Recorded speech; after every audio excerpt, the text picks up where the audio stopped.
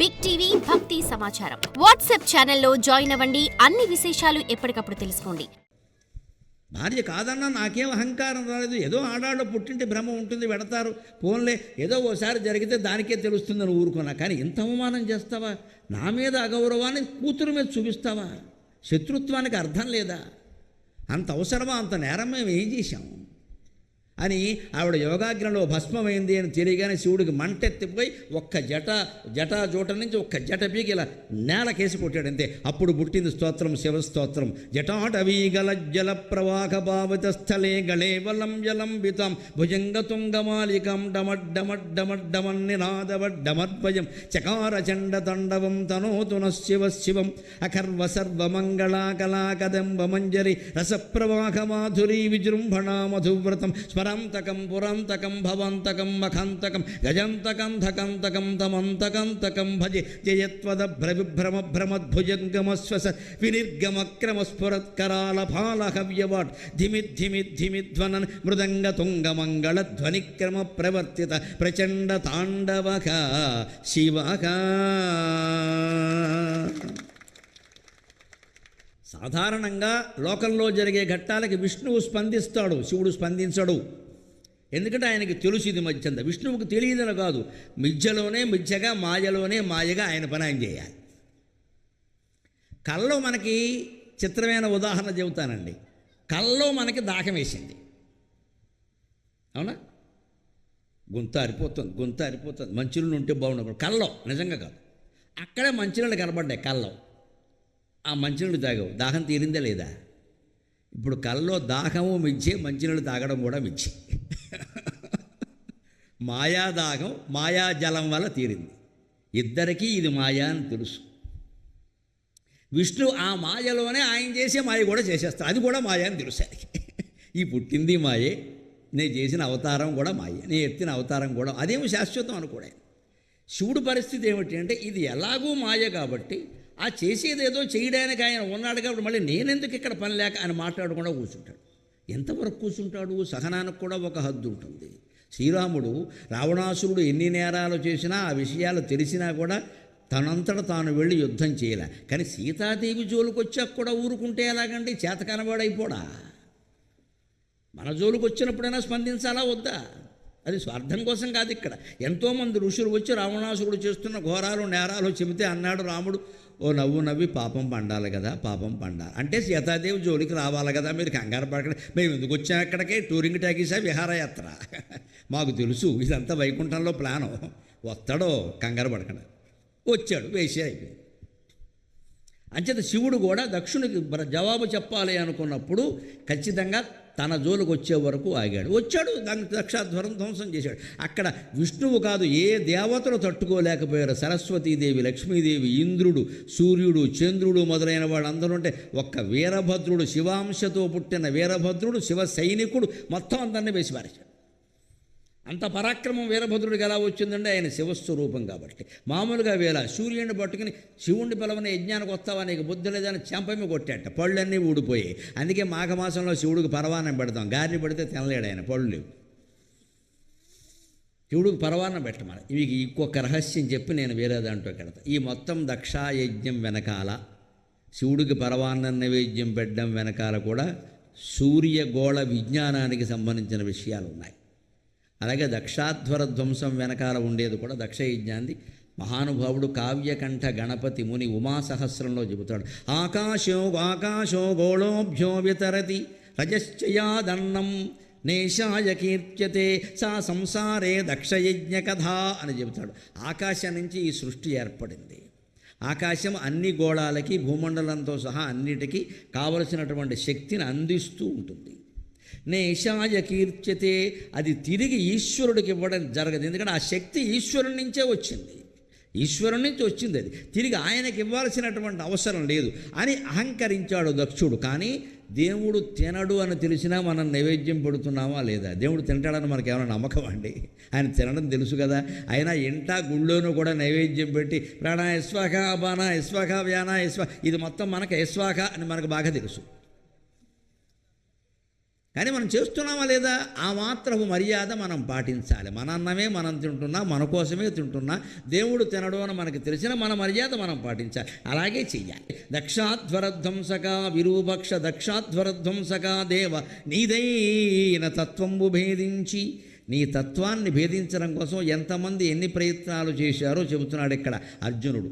బుద్ధిన్ ప్రధానంబు కర్మంబు విజ్ఞానము అధ్యాత్మయోగంబు సర్వక్రియాకారణం వంచు నానా ప్రకారంబులన్ బుద్ధిమంతుల్ విచారించుచున్ నిన్ను భావింతురు. ఈ సృష్టి తత్వాన్ని తెలుసుకోవడానికి మన ఋషులు రకరకాల పరిశోధనలు చేశారు. అందులో ప్రధానంబు, సృష్టికి ముందు దేవుడు లేడండి, ప్రధానమని ఒకటి ఉంది, దాని నుంచి మొత్తం వచ్చింది అన్నారు వాళ్ళు సాంఖ్యులు. కపిల మహర్షి వాళ్ళ కాచుడు. కర్మంబు జైమిని మహర్షిది కర్మవాదం. కర్మకి ఫలం వస్తుంది కదండి, ఈశ్వరుడితో పని ఏమిటి అన్నాడు. ఆయన వాదన అయింది, ఆయన వాదన చేశాడు. అది కర్మ సిద్ధాంతం. పూర్వమీమాంస అంతా అది. ప్రధానం కర్మంబు విజ్ఞానము. కొంతమంది నాస్తికులు వాళ్ళు సైంటిస్టులు ఆ సృష్టి అంతా సైన్స్ ప్రకారం తెలుస్తోంది కదండి ఎలా ఏర్పడిందో. ఏకకణ జీవి, బహుకణ జీవి, దాని నుంచి ఏవో జంతువులు ఏర్పడ్డాయి, ఆ జంతువుల నుంచి కోతి ఏర్పడింది, కోతి నుంచి మనిషిని పుట్టాడు అనేదో విజ్ఞాన శాస్త్రం వీళ్ళు కనిపెట్టారు. ఇన్ని రకాలుగా ప్రయత్నం చేస్తున్నారు కానీ ఎవరికీ సృష్టి రహస్యం ఇంకా తెలియలా. అందుకే వేదం ఏం చెప్పిందంటే కో అద్ధా వేద కుత ఆజాత కయిక ప్రవోచతు కుత ఆజాత కుత ఇయం విసృష్టికి అంది. సృష్టి ఎలా ఏర్పడిందంటే చెప్పేవాడెవడు అంది. కో అద్ధా వేద తెలిసినవాడెవడు, కయిక ప్రవోచతు ఎవడు చెబుతాడు. ఎందుకని ఆ సృష్టి వీడి మనస్సులోంచి వచ్చింది, వీడికి తెలియట్లేదు ఈ విషయం అన్నాడు. కళ ఎలా వచ్చిందో తెలిస్తే సృష్టి ఎలా వచ్చిందో అర్థమవుతుంది. పడుకుని పొద్దున లేచాక నాకు ఈ కళ ఎలా వచ్చిందని విశ్లేషించండి. ఏ కళ వచ్చిందని కాదు, కళలో చీపురు కట్ట కనపడిందా, పద్మం కనపడిందా, సైకిల్ కనపడిందా, ఇవన్నీ 5 రాష్ట్రాల్లో ఎన్నికల గుర్తులు. ఏం కనపడినా ఒకటే, ఏం కనపడినా ఒకటే. కానీ మనం ఏమనుకున్నా చీపురు కట్ట కనపడితే అశుభం అనుకున్నా. చీపురు కట్ట ఇప్పుడు పంజాబ్ని ఏలబోతోంది, ఇప్పటికే ఢిల్లీని పరిపాలిస్తోంది. ఇవాళ చీపురు కట్ట పార్టీ వాళ్ళందరూ చీపురు కట్టలు పట్టుకుని డ్యాన్స్ చేశారు. నువ్వు అశుభం అంటావా శుభం అంటావా? మనకు అశుభం, వాళ్ళకి అది శుభమే. చీపురు మనం కనపడినా కూడా అశుభంగా భావిస్తాం. అరవింద్ కేజ్రీవాల్ గారు దాన్ని ఏమన్నాడు, లోకంలో ఉండే అవినీతినంతా ఊడ్చేసే చీపురు అన్నాడు. టీవీలో వాళ్ళు హెడ్డింగ్ ఏం పెట్టారు, ఇతర పార్టీలని ఊడ్చేసిన చీపురు అన్నారు. ఎవడు వ్యాఖ్యానం వాడిది. చీపురు ఏమనుకుంటుంది, నాకు ఇదేం తెలియదు, వీళ్ళు అనవసరంగా వాగుతున్నారు అనుకుంటుంది. అంతేనమ్మా, గుర్తు అంటే అంతే కదా లెక్క. ఇవన్నీ మన దృష్టిలో ఎన్నికల గుర్తులు. కానీ ఈ ప్రధాన విజ్ఞాన యోగం ఉంది, ఇప్పటికీ ఎవరికి అర్థం కాదు. అందుకే మన మనస్సులో కళ ఎలా పుట్టింది, కళ ఎలా వచ్చిందో ఆలోచించాలి. కానీ ఏ కళ వచ్చింది, అది శుక్రవారమా తెల్లారకట్ట, ఇది కాదు ఆలోచించి. అసలు ఆ రూపాలన్నీ ఎవరు ధరించారు, ఇదంతా మాయ అర్థమైపోతుంది. పడుకున్నవాడం పడుకున్నగానే ఇంత మాయ చేసి ఇంత ప్రపంచం సృష్టిస్తున్నామే. మరి శ్రీమన్నారాయణమూర్తి క్షీరసాగరంలో పలుకుని ఈ విశ్వమంతా సృష్టించి అన్ని రూపాలు తానే క్రీడిస్తున్నాడు అంటే అర్థమే ఉంది, ఆలోచనే ఉందండి. పక్కా నిజం, పక్కా నిజం, పక్కా నిజం. ప్రతి ఒక్కరూ భగవత్ స్వరూపులే, భగవంతుడు కాంతి సృష్టిలో లేదు. అందుకని నీ కళ నీకు అర్థమయ్యే వరకు ఇది అర్థం కాదు కాబట్టి దీనికి చెప్పగలిగిన వాడెవరు అంది వేదం ఖచ్చితంగా. అంచేత అందరూ అనేక రకాల వాదాలు చేశారయ్యా. విజ్ఞానం అధ్యాత్మయోగంబు సర్వక్రియాకారణం వంచు నానా ప్రకారంబులన్ బుద్ధిమంతులు విచారించుచు నిన్ను భావింతురు. అనేక రకాల విచారణలు చేస్తున్నారు. ఈశాన ఈశ్వరుడు నువ్వే, సర్వేశ్వర అందరికీ ఈశ్వరుడు నువ్వే, శర్వ సర్వ సర్వ సర్వజ్ఞ అన్నీ తెలిసిన వాడివి నువ్వే, శర్వుడివి సర్వాన్ని భరిస్తున్నవాడివి నువ్వే, సర్వజ్ఞ సర్వాత్మక అందరిలోనూ ఉండి అన్ని స్వరూపాల్లో కనపడుతున్నది నువ్వే, నిర్వికల్ప ప్రభావ వికల్పము లేని ప్రభావం. భగవన్ మహిమ ప్రకటితమైతే దానికి మార్పు ఉండదు. వికల్పం అంటే మార్పు, సంకల్పం అంటే అనుకున్నది జరగడం, వికల్పం అంటే అనుకోనిది కూడా జరగడం. భగవన్ అనుగ్రహాన్ని మనం పొందగలిగితే అనుకోనివేవి జరగవు, అనుకున్నవే జరుగుతాయి ఖచ్చితంగా. భక్తి అంత ప్రభావం. నిర్వికల్ప ప్రభావ భవానీపతే సాక్షాత్ భవానీదేవి నీకు భార్య అని నీవు లోకత్రయీవర్తనంబున్ మహీవాయుకాత్మాగ్ని సోమార్కతోయం బులంజేసి గావించి సంసార చక్రక్రియా యంత్రవాహుండవైతి ఆదిదేవా మహాదేవ. ఈ మొత్తం సృష్టిని మహీ భూమి, వాయువు, ఖ ఆకాశం, ఆత్మ అంటే ఈ జీవుడు, అగ్నిదేవుడు, మహీవాయుఖాత్మాగ్ని, సోమ చంద్రుడు, అర్క సూర్యుడు, తోయం నీరు అంటే పంచభూతాలు, సూర్యచంద్రులు, జీవుడు, ఈ 8 సృష్టి ఏర్పడడానికి మూర్తులు. అందుకే శివుణ్ణి అష్టమూర్తి అంటారు. అమ్మవారి నామాల్లో కూడా అష్టమూర్తి రజా జైత్ర లోకయాత్ర విధాయిని ఏకాకిని భూమరూప నిర్ద్వైతాద్వైతవర్జిత.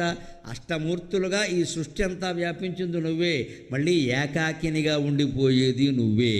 అంటే మనం కూడా సంసార జీవితాల్లో సుఖంగా ఉండాలంటే పెళ్ళి చేయాలంటే చెయ్యాలి, వైభవంగా చెయ్యాలి, బాధ్యత వహించాలి. పెళ్లివారందరూ వెళ్ళిపోయాక ఖాళీగా ఉన్న బల్ల మీద సుఖంగా కళ్ళు చాపేసి పడుకోవాలి. అదే ఏకాకిని అంటే అర్థం.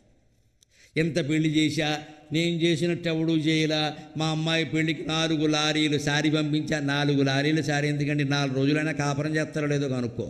ఈ సారీ దేనికి పని లేక మనం ఈ గొప్పలు చెప్పుకుంటాం. మా అమ్మాయికి నేను ఇచ్చిన సారీ మా ఆవిడ కుదురు మొత్తం మీద ఎవరు మా ఆవిడ కుదురు ఉన్నట్టుగా కుదురుగా ఉండాలి కదా కాపురం. కుదురు లేనప్పుడు మా ఆవిడ ఏం చేస్తుంది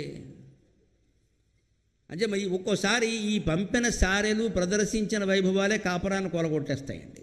అహంకారం వచ్చేస్తుంది అక్కడ. మా నాన్న ఇంత ఇచ్చాడు మీకేమైనా ఉందా అంటుంది ఈ అమ్మాయి వెళ్ళి. అక్కడ అయిపోయింది కాపురం. శ్రీమద్ రమారమణ Govinda. For more videos like this, subscribe Big TV channel.